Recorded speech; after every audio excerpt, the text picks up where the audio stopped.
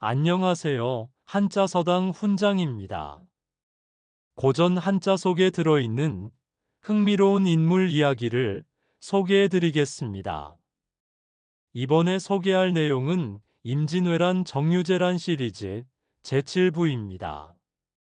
그들의 생애와 역사 속에 펼쳐진 이야기를 흥미진진하게 전달하겠습니다. 그들이 남긴 역사적 교훈과 의미를 새겨보시기 바랍니다. 바로 시작하겠습니다.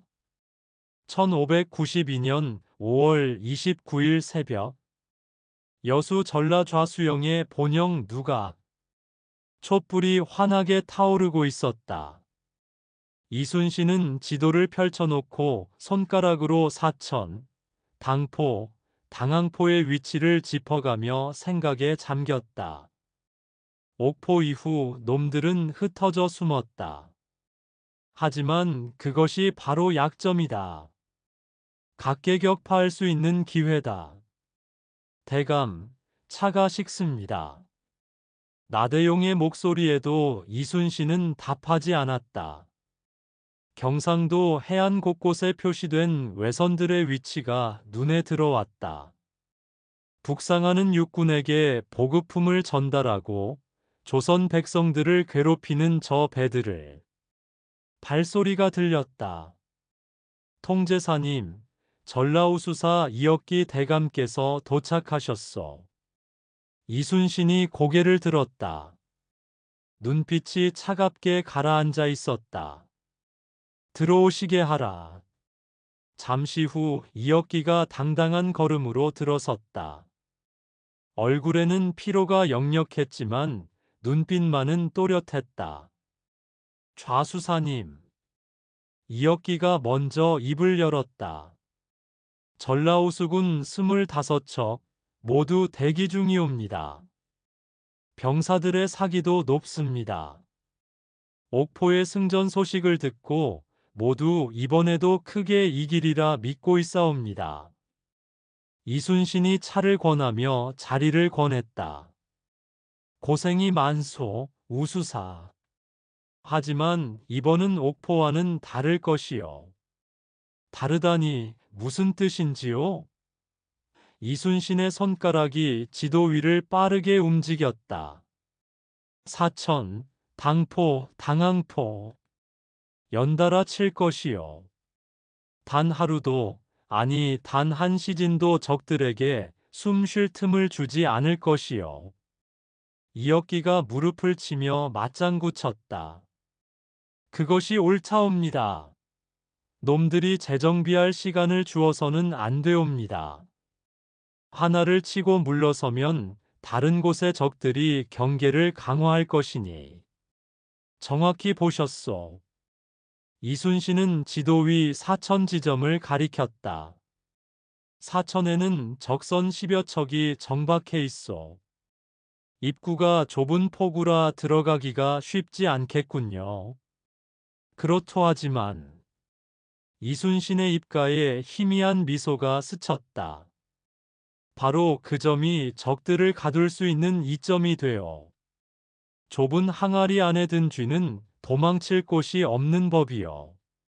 나대용이 한 발 앞으로 나서며 물었다. 거북선을 투입하시겠소? 방 안의 공기가 잠시 멈춘 듯 했다. 이순신의 눈빛이 빛났다. 그렇소. 이번이야말로 거북선의 진가를 보여줄 때요. 이억기가 몸을 앞으로 기울였다. 거북선의 소문은 익히 들었사옵니다만 아직 실전에서 본 적은 없사옵니다. 과연 소문만큼 대단하오? 나대용이 대신 답했다. 대단하다는 말로는 부족합니다. 저 배는 바다의 맹수입니다. 철갑으로 덮인 지붕, 송곳처럼 날카로운 쇠못들, 용머리에서 뿜어나올 연기와 한포. 판옥선보다 작지 않소? 크기는 작소. 하지만 위력은. 이순신이 잔잔하게 웃었다. 곧 보실 수 있을 것이요. 적선을 정면으로 들이받아도 끄떡없고 적들이 뛰어올라도 송곳에 찔려 다시 떨어질 수밖에 없어. 경상우수사 원균도 합류할 것이요. 세 수군이 힘을 합치면 그 위용이 대단할 것이외다.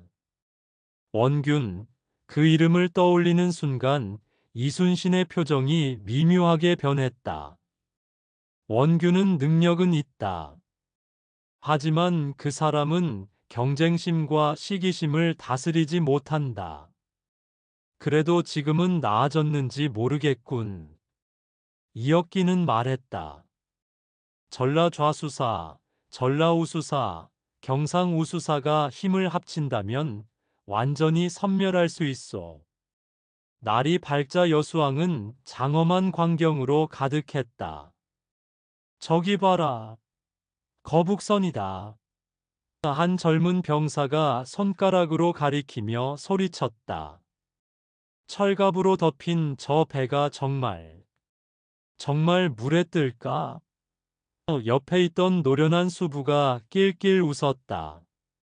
이놈아, 네가 직접 만드는 걸 봤으면서 아직도 의심하냐? 저 배는 대장간에서 나온 게 아니라 통제사님의 머리에서 나온 거다. 하지만 형님, 저렇게 무거운 쇠 밑에 나무가 있고 그 밑에 배의 뼈대가 있다. 물에 뜨는 건 나무고 쇠는 그저 갑옷일 뿐이야. 사람도 갑옷 입고 배 타잖냐? 전라좌수군 24척, 전라우수군 25척, 그리고 나중에 합류할 경상우수군까지 합치면 거의 80척에 달하는 대함대였다. 판옥선들은 햇살을 받아 빛났고 그 사이에 우뚝 솟은 거북선은 마치 바다의 맹수처럼 위풍당당했다. 병사들은 갑옷을 정비하고 화살을 챙기며 화약을 배에 실었다. 선창가에서는 아낙네들이 모여 수군복한 아이를 붙잡고 울고 있었다. 얘야, 제발 살아서 돌아와라. 어머니, 걱정 마세요. 수사님께서 계시잖아요. 수사님도 사람이다. 칼과 총알은 양반 상놈 가리지 않는단다. 옆에 있던 노파가 끼어들었다. 아이고, 이 사람아. 옥포에서 우리 수군이 한 명도 안 죽고 돌아왔다며. 수사님은 보통 사람이 아니야. 하늘이 내린 장수라니까. 그래도가 어디 있어. 저 외놈들이 우리 마을 불태우고 사람들 죽이는데 누가 막겠어? 내 아들이 안 싸우면 우리가 다 죽는 거야. 북소리가 울려 퍼지고 깃발이 펄럭이며 출항을 알리는 신호가 떨어졌다. 이순신은 기함의 선수에 서서 멀어지는 여수 땅을 바라보았다. 이번 전투는 단순한 승리가 아니다. 조선의 바다를 지키고 백성들을 구하며 외적들에게 조선 수군의 힘을 똑똑히 보여주는 전투가 될 것이다. 함대는 남해의 푸른 물결을 가르며 사천을 향해 나아갔다. 바람이 돛을 가득 채우고 노젓는 병사들의 힘찬 구호가 바다 위에 울려 퍼졌다. 오후가 되자 사천 앞바다가 눈앞에 펼쳐졌다. 이순신은 눈을 가늘게 뜨고 포구 안쪽을 살폈다. 일본 전선 10여 척이 선창에 빽빽이 들어차 있었다. 정보대로군. 놈들은 이렇게 빨리 공격해 올 줄은 꿈에도 몰랐을 것이다. 이순신은 나대용을 불러 지시했다. 거북선을 앞세워 돌격할 것이다. 나머지 판옥선들은 양익으로 펼쳐 포구를 봉쇄하라. 나대용이 힘차게 대답했다. 알겠습니다. 거북선이 천천히 앞으로 나아갔다. 용머리에서 연기가 피어오르기 시작했다. 포구 안쪽 일본 전선 위에서 외병 하나가 떨며 손가락으로 가리켰다. 저게 뭐냐? 거북처럼 생긴 배가 아니냐? 바보 같은 소리. 거북이 어떻게 배냐? 하지만 지휘관도 당황하기는 마찬가지였다. 철갑으로 덮인 기괴한 배가 천천히, 그러나 위협적으로 다가오고 있었다. 화살을 퍼부어라. 조총도 준비하라.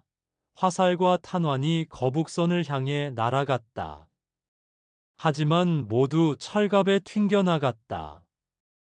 팅팅거리며 튕겨져 나가는 소리만 울릴 뿐이었다. 용감한 외병 한 명이 배 위로 뛰어올랐다. 으아악! 송곳에 찔린 그는 비명을 지르며 물속으로 떨어졌다. 물이 붉게 물들었다. 쾅! 천지가 진동하는 포성과 함께 일본 전선 한 척이 산산조각 났다. 나대용이 고함쳤다. 계속 쏘아라.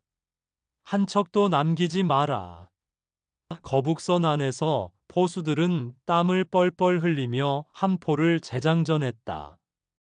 빨리빨리. 다음 포탄을 장전하라. 아이고, 포신이 너무 뜨겁네. 닥치고 어여 심지에 불이나 댕기라고. 우리가 쏘지 않으면 죽는 건 우리야. 쾅, 쾅, 쾅. 포성이 연달아 울렸다. 거북선은 마치 살아있는 맹수처럼 적진 한가운데로 파고들었다. 적선들은 거북선을 피하려고 이리저리 움직였지만 좁은 포구 안에서는 도망칠 곳이 없었다. 판옥선들이 양쪽에서 협공하며 화살과 포탄을 쏟아냈다. 불화살이 적선의 돛과 선체에 꽂히며 불길이 치솟았다. 뛰어내려라. 일본 군들은 물속으로 뛰어들거나 해안으로 도망쳤다. 이순신은 직접 칼을 빼들고 적진으로 뛰어들었다. 기함이 적선 옆으로 바짝 붙자 조선 병사들이 함성을 지르며 적선으로 건너갔다. 칼과 칼이 부딪히고 피가 갑판을 물들였다. 한 외장이 칼을 휘두르며 이순신에게 달려들었다. 창날이 번쩍이며 외장에 칼을 쳐냈다. 바로 그때였다. 쿵! 둔탁한 소리와 함께 이순신의 왼쪽 어깨에 뭔가 박히는 느낌이 들었다. 조총 탄환이었다. 피가 갑옷 틈새로 흘러내렸다. 수사님! 나대용이 소리쳤다.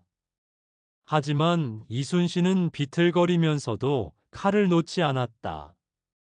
눈빛은 여전히 불처럼 타올랐다. 물러서지 마라. 계속 진격하라. 그의 목소리는 여전히 단호했다. 부하들은 피를 흘리며 싸우는 장수의 모습에 오히려 더 큰 용기를 얻었다.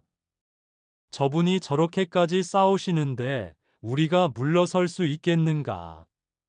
병사들은 더욱 맹렬하게 적을 공격했다. 나대용도 거북선에서 내려와 적과 맞섰다가 팔에 깊은 상처를 입었다. 피가 흘렀지만 그 역시 멈추지 않았다. 이놈들아, 조선 땅에서 썩 물러가지 못할까? 해가 서쪽으로 기울 무렵 사천포구는 완전히 초토화되었다. 일본 전선 10여 척은 모두 불타거나 격침되었고 살아남은 적들은 육지 깊숙이 도망쳤다. 조선 수군은 승리의 함성을 질렀다. 이겼다. 수사님 만세. 조선 수군 만세. 첫 전투가 대승으로 끝난 것이다. 이순신은 군의관의 치료를 받으며 부하들을 둘러보았다. 부상자들이 여럿 있었지만 사망자는 없었다. 그것이 무엇보다 다행이었다. 군의관이 걱정스럽게 말했다. 수사님, 탄환이 깊숙이 박혔사옵니다. 당분간 무리하시면 안 되옵니다. 열이 나고 상처가 곪으면 큰일 납니다. 이순신이 손을 내저었다. 괜찮다. 다음 전투를 준비하라. 하지만 내 몸은 내가 안다. 지금 쉴 때가 아니다. 적들에게 숨 쉴 틈을 주어서는 안 된다. 그날 밤 조선수군은 사천 앞바다에서 하룻밤을 보냈다. 병사들은 불을 피우고 밥을 지어 먹으며 승리의 기쁨을 나누었다. 거북선의 위력을 직접 목격한 이혁기는 감탄을 금치 못했다. 좌수사님, 거북선은 정말 놀라운 배요. 저것이 있으면 외적 따위는 두렵지 않소. 철갑에 화살이 튕겨나가는 것을 봤을 때는 눈을 의심했소이다. 이순신이 잔잔하게 웃었다. 아직 끝난 게 아니요. 당포와 당항포가 남았소. 사천에서 도망친 놈들이 분명 소식을 전했을 것이요. 더 경계를 강화했겠지만 바로 그래서 빨리 쳐야 하오. 사흘 뒤인 6월 2일 조선수군은 당포 앞바다에 도착했다. 이번에는 경상우수사 원균의 함대도 합류하여 총 80여 척의 대함대가 되었다. 당포 포구 안에는 일본 전선 21척이 정박해 있었다. 큰 배 9척과 중소형 배 12척이었다. 이순신은 장수들을 모아놓고 작전을 지시했다. 이번에는 적의 기함을 먼저 공격할 것이다. 적장을 잡으면 나머지는 저절로 무너진다. 원균이 끼어들었다. 그의 목소리에는 미묘한 불만이 섞여 있었다. 그렇게 하면 위험하지 않소? 적장이 탄 배는 가장 크고 무장도 잘 되어 있을 것이요. 차라리 작은 배부터 하나씩 격파하는 것이 안전하지 않겠소? 이순신이 고개를 저었다. 시간을 끌면 적들이 달아날 수 있어. 사천의 소식을 들은 놈들이 이미 경계하고 있을 것이요. 결정타를 날려야 하오. 뱀의 머리를 쳐야 몸통이 무너지는 법이요. 원균의 얼굴에 불만의 기색이 스쳤다. 언제나 자신의 의견만 옳다고 생각하는군. 나도 바다에서 싸워본 경험이 있는데. 하지만 더 이상 반론하지 않았다. 함대가 당포로 진입하기 시작했다. 일본 군들은 사천에서의 패배 소식을 아직 듣지 못했는지 여유로운 태도로 배 위에서 쉬고 있었다. 한 외병이 동료에게 말했다. 이곳은 안전하다. 조선 수군이 감히 이곳까지 오지 못할 것이다. 그래, 사천은 멀리 떨어져 있으니. 바로 그때 수평선에 무언가가 나타났다. 처음에는 작은 점들처럼 보였지만 점점 가까워지면서 거대한 함대의 모습이 드러났다. 적이다. 조선 함대다. 전투 준비. 일본 군들이 급히 무기를 챙기며 전투 태세를 갖췄다. 일본군 지휘관 가메이 고레노리는 화려한 갑옷을 입고 기함의 선수에 섰다. 허리춤에는 도요토미 히데요시가 하사한 금빛 부채가 꽂혀 있었다. 그는 칼을 치켜들며 부하들에게 외쳤다. 조선 놈들이 감히 우리를 공격하는가? 저들을 모조리 바다에 수장시켜라. 우리는 대일본 수군이다. 두려워할 것이 없다. 부하들이 함성을 질렀다.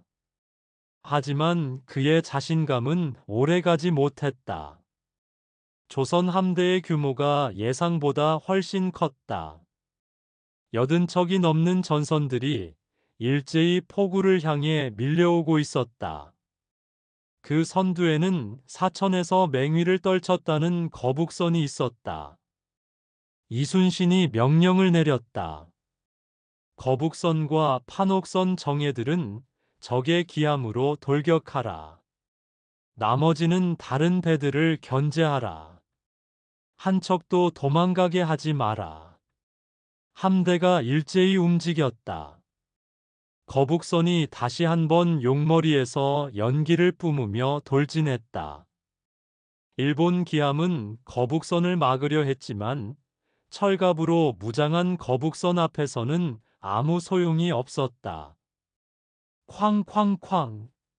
한 포가 연달아 불을 뿜었다. 기함의 선체에 큰 구멍이 뚫리고 돛대가 부러져 쓰러졌다.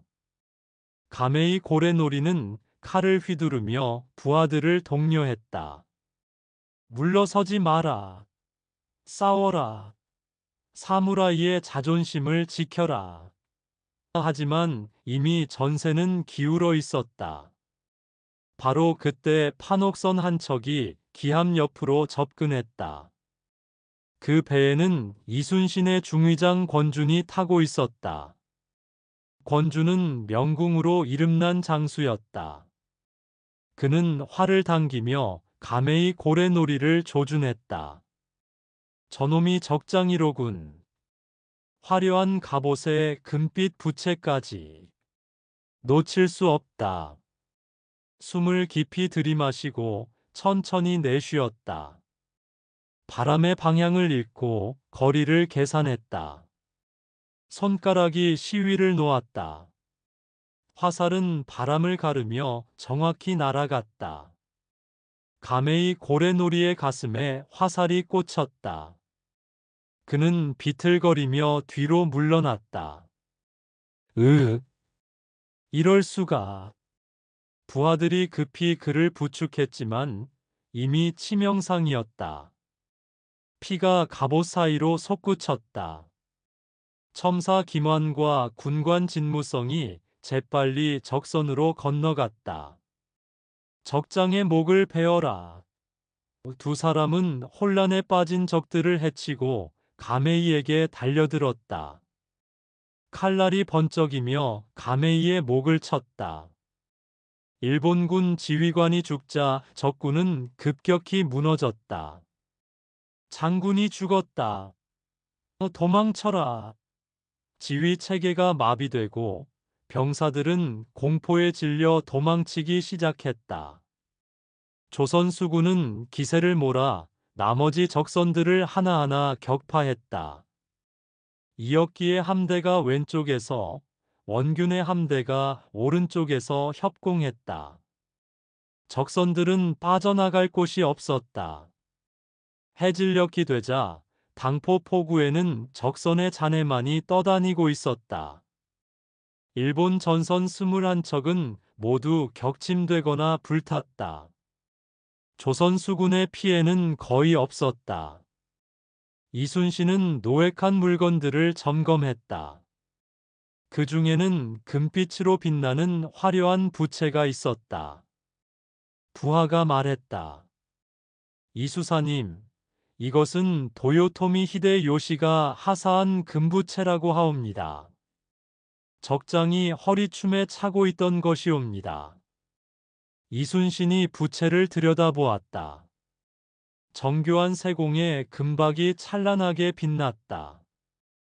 히데요시의 총애를 받던 장수였겠지. 이제 그 총애도 무용지물이 되었구나. 조정에 올릴 것이다.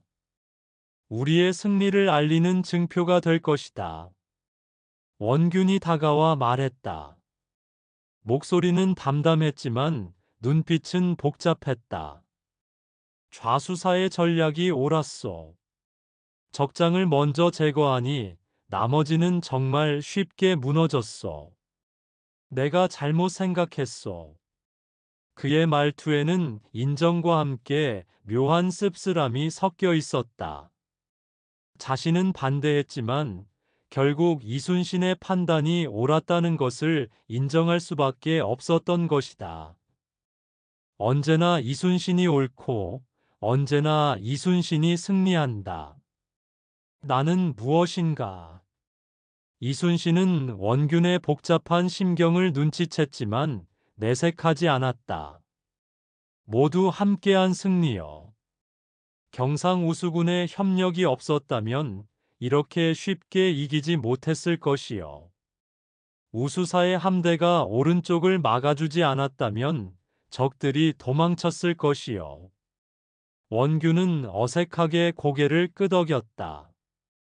위로인지 진심인지 알 수 없었지만 어쨌든 기분이 조금은 나아졌다. 그날 저녁 장수들이 모여 회의를 열었다. 이혁기가 말했다. 당포를 평정했으니 이제 본영으로 돌아가야 하지 않겠사옵니까? 병사들도 지쳤고 화약과 화살도 많이 소모했사옵니다. 이순신이 고개를 저었다. 아니요. 당항포에 아직 적선들이 남아있어. 여기서 도망친 적들도 당항포로 모였을 것이요. 지금 멈추면 모든 것이 물거품이 되어. 나대용이 동의하며 말했다. 당포에서 도주한 배들이 분명 당항포로 향했을 것입니다. 그들에게 재정비할 시간을 주어서는 안 됩니다. 사천, 당포에서 연달아 당한 놈들은 지금 공포에 떨고 있을 것입니다. 바로 지금이 기회입니다. 이순신이 지도를 펼쳤다. 당항포는 당포에서 가깝소. 내일 새벽에 출격하여 적들이 방비를 갖추기 전에 공격할 것이요. 원균이 조심스럽게 말했다. 병사들이 지쳐 있어. 하루 정도 쉬게 하는 것이 좋지 않겠소? 너무 무리하면. 이순신의 눈빛이 날카로워졌다. 적들도 지쳐 있어. 바로 그 점을 이용해야 하오. 전쟁은 시간 싸움이요. 지금 멈추면 적들이 다시 결집할 것이요. 그러면 우리도 더 많은 피를 흘려야 하오. 이혁기가 이순신의 편을 들었다. 좌수사님 말씀이 옳다옵니다. 연속 공격으로 적의 사기를 완전히 꺾어야 하옵니다. 지금 물러서면 지금까지의 승리가 무색해집니다. 원균은 더 이상 말하지 않았다. 또 내 의견은 묵살되는구나. 언제나 이순신의 말이 옳고 언제나. 결국 다음 날 새벽 출격하기로 결정되었다. 병사들은 비록 피곤했지만 연전연승의 기세에 힘입어 사기가 충천해 있었다. 6월 2일 밤 조선 함대는 당항포를 향해 조용히 이동했다. 달빛이 바다를 비추고 노젓는 소리만이 고요한 밤을 깼다.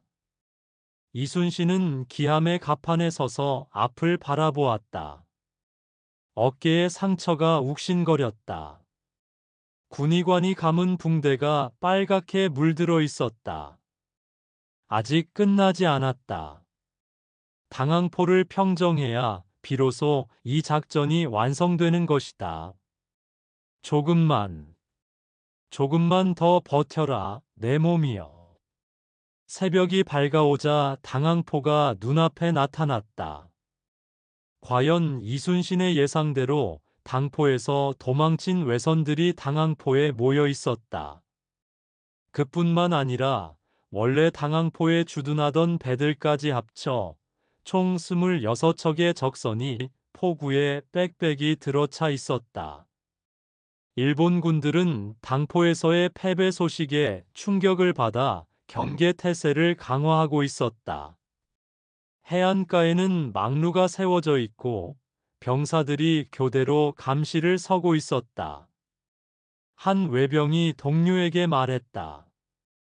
당포에서 도망쳐온 놈들 얘기 들었나? 거북처럼 생긴 괴물배가 있다더군. 거북배? 그게 무슨 소리야? 모르겠어. 하지만 화살도 총알도 안 통한다더라.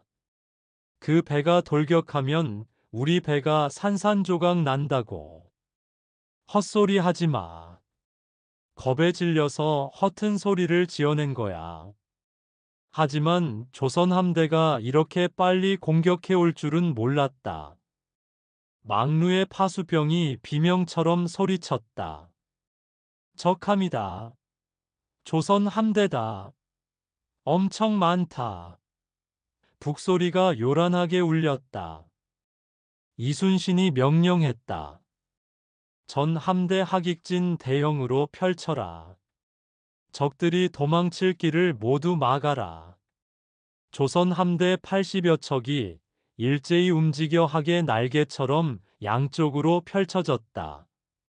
당항포 입구를 완전히 봉쇄하는 형태였다. 적선들은 포구 안에 갇힌 꼴이 되었다. 일본군 진영에서 한 장교가 다급하게 소리쳤다. 빠져나가야 한다. 여기 갇히면 몰살당한다. 어디로 빠져나간다는 거냐? 저것 봐. 입구가 완전히 막혔어. 일본 군들은 당황하여 급히 배를 움직이려 했지만 이미 늦었다.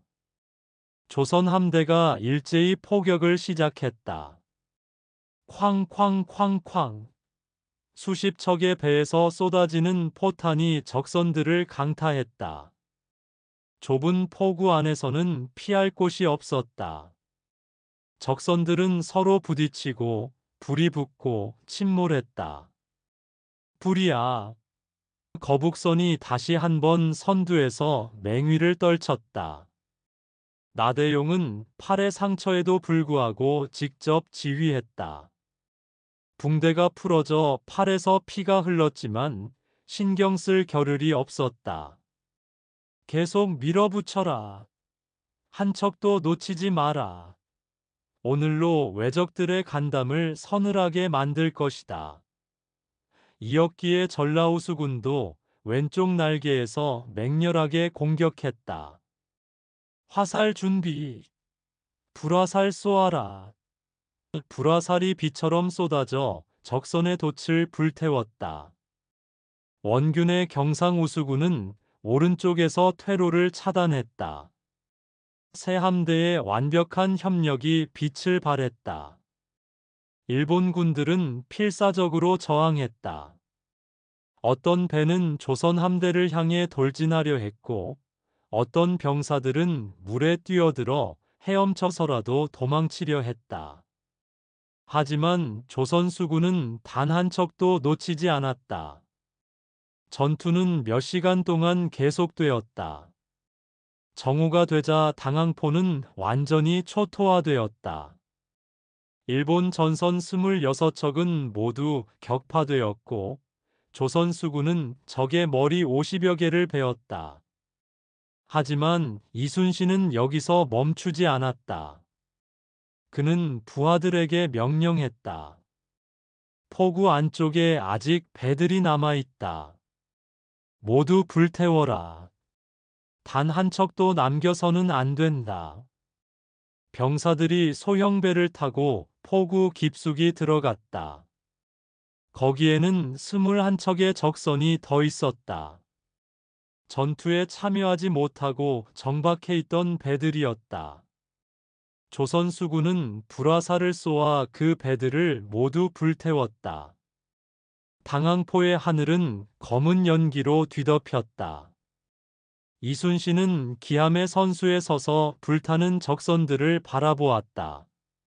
어깨에 통증이 온몸으로 번졌지만 표정은 변하지 않았다. 5일 동안 3차례의 해전, 사천 10척, 당포 21척, 당항포 47척, 총 78척. 이제 경상도 해안의 외선들은 대부분 소탕했다. 이역기가 다가와 감격에 겨운 목소리로 말했다. 좌수사님, 이 승리는 역사에 길이 남을 것이옵니다. 단 5일 만에 78척을 격파하다니. 이것은 기적이옵니다. 이순신이 고개를 끄덕였다. 아직 끝난 게 아니요. 이것은 시작일 뿐이요. 왜군은 분명 더 큰 함대를 보낼 것이요. 원균도 다가왔다. 그의 얼굴에는 복잡한 표정이 어려 있었다. 인정하고 싶지 않지만 이순신의 지휘 능력은 정말 뛰어났다. 자신도 전투에 참여했지만 전체 작전을 구상하고 실행한 것은 이순신이었다. 연전연승. 병사들도 백성들도 조정도 모두 이순신만 칭송한다. 나는 그저 협력한 사람일 뿐인가? 그 사실이 원균의 자존심을 자극했다. 좌수사, 이번 전투는 대승이었소. 조정에서도 큰 포상이 있을 것이요. 이순신이 담담하게 대답했다. 포상보다 중요한 것은 백성들을 지키는 일이요. 우리가 바다를 지키는 한 일본군은 쉽게 보급을 받지 못할 것이요. 육지에서 고립된 왜군은 오래 버티지 못할 것이요. 원균은 더 이상 말하지 않고 돌아섰다. 그의 마음속에는 질투와 인정, 두 가지 감정이 뒤섞여 있었다. 그날 저녁 조선 함대는 승전보를 정리했다. 이순신은 직접 붓을 들어 장계를 작성했다. 어깨에 상처가 욱신거렸지만 붓을 놓지 않았다. 사천, 당포, 당항포 세 곳에서의 전투 경과, 적선 격파수, 적의 머리 참수수, 노획한 물건들, 부상자 명단 등을 상세히 적었다. 특히 거북선의 활약을 강조했다. 신이 제작한 거북선은 적진을 종횡무진하며 큰 공을 세웠사옵니다. 철갑으로 적의 화살과 조총을 막고 함포로 적선을 격파했사옵니다. 앞으로도 이 배를 활용하면 왜적을 충분히 제압할 수 있사옵니다. 나대용이 옆에서 걱정스럽게 말했다. 좌수사님, 어깨의 상처는 어떠십니까? 피가 계속 배어나오고 있어. 이순신이 씁쓸하게 웃었다. 이 정도는 아무것도 아니요. 전사한 병사들에 비하면 말이요. 비록 피해가 적었지만 전투 중 목숨을 잃은 병사들이 몇 명 있었다. 이순신은 그들의 이름을 하나하나 기억했다. 전라좌수군의 김철수, 박동진, 이광호. 그들의 희생이 없었다면 이 승리도 없었을 것이다. 이순신은 전사자들을 위한 제사를 지내도록 명했다. 갑판 위에 간단한 제단을 마련하고 술과 음식을 올렸다. 장수들과 병사들이 모두 모여 묵념했다. 이순신이 제문을 읽었다. 그대들의 용맹은 하늘이 알고 땅이 안다. 그대들의 희생으로 조선의 바다가 지켜졌고 백성들이 살아갈 수 있게 되었다. 이 은혜를 어찌 잊을 수 있겠는가. 부디 저승에서 편히 쉬소서. 병사들의 눈시울이 붉어졌다. 함께 싸우다 떠난 동료들을 생각하니 가슴이 먹먹했다. 하지만 동시에 자부심도 느껴졌다. 자신들이 해낸 일이 얼마나 위대한 것인지 깨달았기 때문이다. 제사가 끝나고 이순신은 부상자들을 일일이 찾아갔다. 다리에 화살을 맞은 병사, 칼에 베인 병사, 화상을 입은 병사들. 이순신은 그들의 손을 잡고 위로했다. 고생이 많았다. 그대들의 용기가 이 승리를 만들었다. 한 젊은 병사가 눈물을 글썽이며 말했다. 좌수사님, 저는 처음에는 무서웠사옵니다. 칼과 총알이 날아오고 피가 튀고 도망치고 싶었사옵니다. 하지만 좌수사님께서 앞장서서 싸우시는 모습을 보고 용기를 냈사옵니다. 이순신이 그의 어깨를 두드렸다. 두려움을 느끼는 것은 당연하다. 하지만 그 두려움을 이겨내고 싸운 그대가 진정한 용사다. 그대는 자랑스러운 조선 수군이여. 병사의 눈에서 눈물이 흘러내렸다. 그날 밤 이순신은 혼자 갑판에 섰다. 별들이 하늘 가득 빛나고 있었다. 바다는 고요했고 파도 소리만이 들렸다. 이순신은 깊은 생각에 잠겼다. 이번 승리는 분명 대단한 것이었다. 하지만 전쟁은 아직 끝나지 않았다. 일본군은 여전히 조선 땅 곳곳에 주둔하고 있고 육지에서는 조선군이 계속 패배하고 있다. 이순신의 마음이 무거워졌다. 바다를 지키는 것만으로는 부족했다. 일본군의 보급로를 완전히 차단하고 그들의 사기를 꺾어야 했다. 그러려면 더 큰 전투가 필요했다. 나대용이 다가와 말했다. 좌수사님, 늦었사옵니다. 쉬셔야 하옵니다. 상처가 덧나면 큰일 납니다. 이순신이 고개를 끄덕였다. 그대도 쉬게. 팔의 상처를 제대로 치료하지 않으면 곱는다. 내일은 본영으로 돌아갈 것이다. 나대용이 잠시 망설이다 물었다.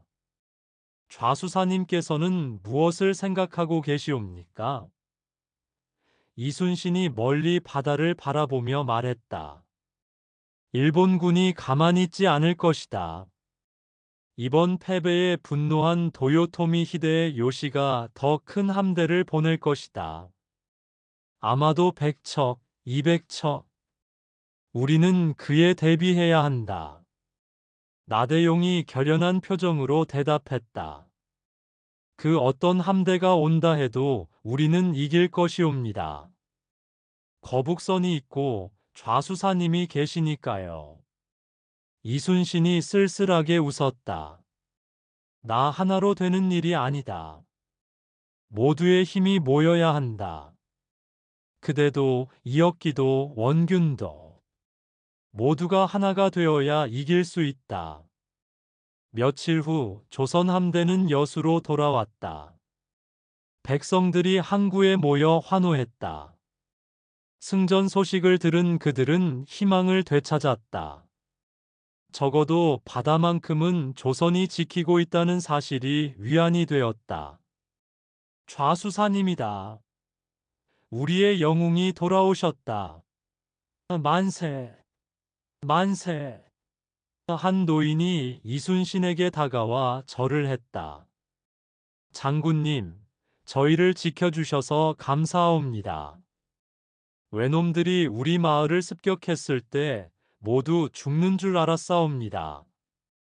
하지만 장군님께서 바다를 지켜주시니 외놈들이 더 이상 오지 못하고 있사옵니다. 장군님이 안 계셨다면 저희는 모두 죽었을 것이옵니다. 이순신이 노인을 일으켜 세우며 말했다. 절하지 마시오. 나는 내 임무를 다했을 뿐이요. 조선의 백성을 지키는 것은 무장의 본분이요. 여수 본영에서는 축하 연회가 열렸다. 장수들이 모여 술잔을 나누었다. 이혁기가 술잔을 들며 말했다. 이번 승리는 조선 수군의 위대함을 보여준 것이옵니다. 좌수사님의 지휘 아래 우리는 무적이옵니다. 78척을 격파한 것은 역사상 유례가 없는 대승이옵니다. 원균도 마지못해 술잔을 들었다. 좌수사의 공이 크오. 하지만 그의 표정은 밝지 않았다. 모두가 이순신을 칭찬하는 것이 못마땅했다. 자신도 전투에 참여했는데 왜 이순신만 칭송받는가? 경상우수군도 오른쪽 날개를 지키며 적들을 막았는데 이순신은 원균의 심경을 짐작했지만 모른 척했다. 지금 중요한 것은 내부의 화합이었다. 경상우수군의 협력이 없었다면 이 승리는 불가능했을 것이요. 당항포에서 오른쪽을 막아준 것이 결정적이었어. 모두의 공이요. 이순신의 말에 분위기가 조금 누그러졌다. 하지만 원균의 마음속 깊은 곳에는 여전히 불편한 감정이 남아 있었다. 말로만 그렇게 하지. 결국 장계에는 이순신의 이름만 크게 적힐 것이다. 한편 일본 본진에서는 연이은 패배 소식에 충격이 컸다. 나고야 성 도요토미 히데요시는 사천, 당포, 당항포에서의 참패 보고를 받고 크게 분노했다. 어찌된 일이냐? 탁자를 내리치는 소리가 방 안에 울렸다. 조선의 수군이 그토록 강하단 말이냐? 단 5일 만에 78척을 잃었다고. 참모들이 머리를 조아렸다. 땀이 이마에 맺혔다. 송구하옵니다, 관백. 조선에 이순신이라는 뛰어난 장수가 있사옵니다. 그가 거북선이라는 신형 함선을 만들어 우리 수군을 격파했사옵니다. 히데요시가 탁자를 다시 내리쳤다. 거북선이라니, 그것이 무엇이냐? 거북이가 배가 된단 말이냐? 철갑으로 덮인 돌격선이라 하옵니다. 우리의 화살과 조총도 통하지 않는다 하옵니다. 게다가 함포의 위력이 강대하여 히데요시의 얼굴이 일그러졌다. 무능한 놈들. 육지에서는 승승장구하고 있건만 바다에서 계속 패배한다면 무슨 소용이냐. 한 참모가 조심스럽게 말했다. 관백, 바다에서의 패배가 계속되면 보급에 큰 차질이 생기옵니다. 육군은 조선 깊숙이 진격했으나 바다를 통한 보급이 끊기면 알고 있다. 히데요시가 소리쳤다. 와키자카 야스하루를 불러라. 그리고 구키 요시타카도 함께. 우리의 최고 수군 장수들을 조선으로 보내라. 조선의 바다를 반드시 장악해야 한다. 참모가 조심스럽게 물었다. 얼마나 많은 함대를 보내시렵니까? 히데요시가 단호하게 말했다. 대함대를 편성하라. 100척이 아니라 200척을 보내라. 이순신이든 누구든 우리의 함대 앞에서는 무릎 꿇을 것이다. 조선 수군을 완전히 섬멸하라. 명령이 떨어지자 일본 각지에서 전선들이 모이기 시작했다. 와키자카 야스하루는 자신감에 차서 준비했다. 조선 수군, 겨우 몇 번의 승리로 기고만장해 있겠지.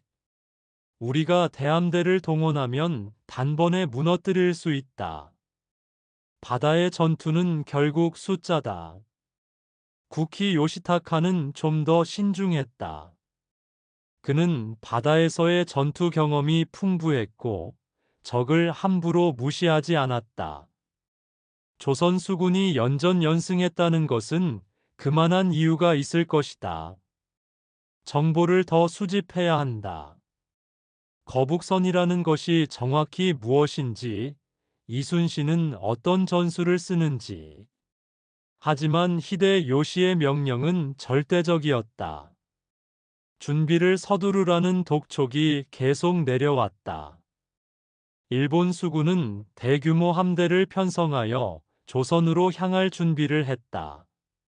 한편 조선 조정에서는 이순신의 장계를 받고 크게 기뻐했다. 전국이 패배 소식으로 가득한 가운데 유일하게 승전보를 올린 것이 이순신이었다. 선조 임금이 신하들에게 말했다. 이순신이야말로 충신이다. 그의 공을 크게 포상하라. 병조 판서가 나서며 말했다. 전하, 이순신을 더 높은 직책에 임명하심이 어떠하옵니까? 선조가 고개를 끄덕였다. 좋다. 이순신을 삼도수 군통제사로 임명하라. 전라도, 경상도, 충청도의 모든 수군을 지휘하게 하라. 이것은 전례 없는 일이었다. 새 도의 수군을 한 사람이 통제하는 것은 매우 큰 권한이었다. 하지만 지금은 비상시국이었다. 유능한 장수에게 권한을 집중시키는 것이 필요했다. 며칠 후 이순신은 삼도수 군통제사 임명 교서를 받았다. 그는 무릎을 꿇고 교서를 받들었다. 이제 그의 책임은 더욱 무거워졌다. 새 도의 수군, 수만 명의 병사들, 수백 척의 전선을 지휘해야 했다.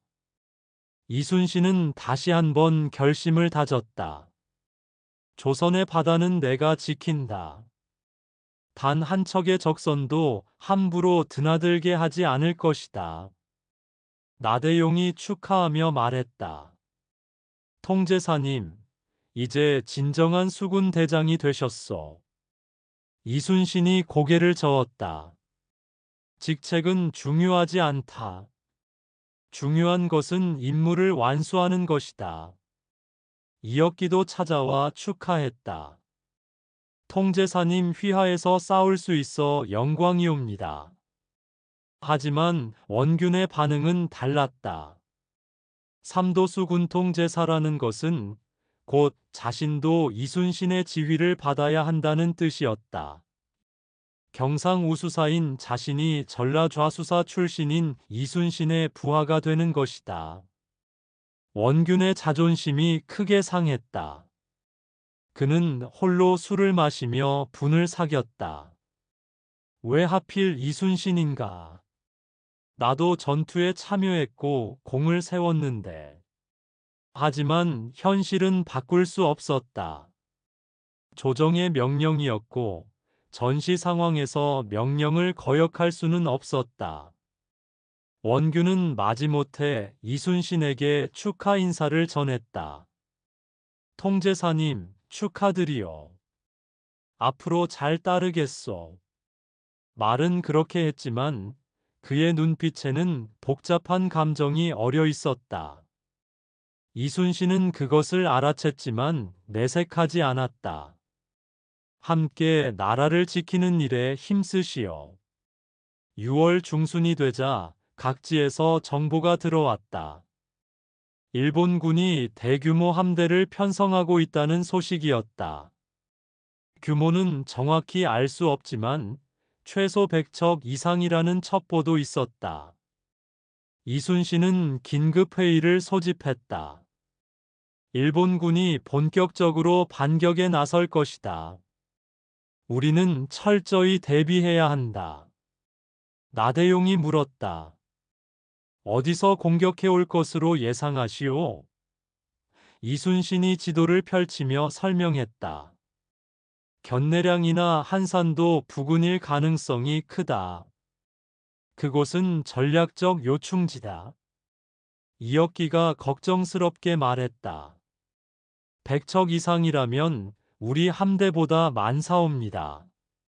대적할 수 있겠사옵니까? 이순신이 단호하게 대답했다. 수는 중요하지 않다. 전술과 지형을 활용하면 이길 수 있다. 우리는 우리의 바다에서 싸운다. 지리적 이점을 최대한 활용할 것이다. 장수들이 고개를 끄덕였다. 이순신의 말에는 힘이 있었다. 그가 지금까지 한 번도 패배하지 않았다는 사실이 그들에게 큰 자신감을 주었다. 거북선을 추가로 건조하라. 판옥선도 보강하고 화약과 화살을 충분히 비축하라. 병사들의 훈련도 강화하라. 명령이 떨어지자 여수 본영은 다시 분주해졌다. 대장간에서는 쇠를 두드리는 소리가 밤낮으로 울렸고 조선소에서는 배를 만드는 작업이 계속되었다. 병사들은 활쏘기와 검수를 연마하고 노 젓는 훈련을 반복했다. 이순신은 직접 현장을 돌아다니며 작업을 점검했다. 대장장이에게 물었다. 철갑 제작은 순조롭소? 예, 통제사님. 충분한 양을 확보했사옵니다. 조선소에서는 새로운 거북선이 완성 단계에 있었다. 이순신이 배를 살펴보며 만족스러운 표정을 지었다. 잘 만들었다. 이 배가 또 한 번 큰 공을 세울 것이다. 한편 백성들도 자발적으로 돕기 시작했다. 어떤 이는 쌀을 바치고 어떤 이는 무기 제작을 도왔다. 이순신의 승리 소식이 희망을 주었기 때문이다. 한 농부가 이순신에게 말했다. 장군님, 저는 가난하여 많은 것을 드릴 수 없사옵니다. 하지만 이 쌀만큼은 받아주십시오.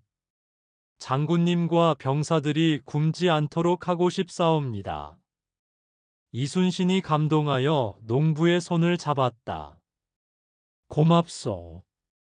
백성들의 이런 마음이 우리에게 가장 큰 힘이요. 7월이 다가오면서 긴장감이 고조되었다. 첩보에 따르면 일본 함대가 이미 출발했다는 소식이었다.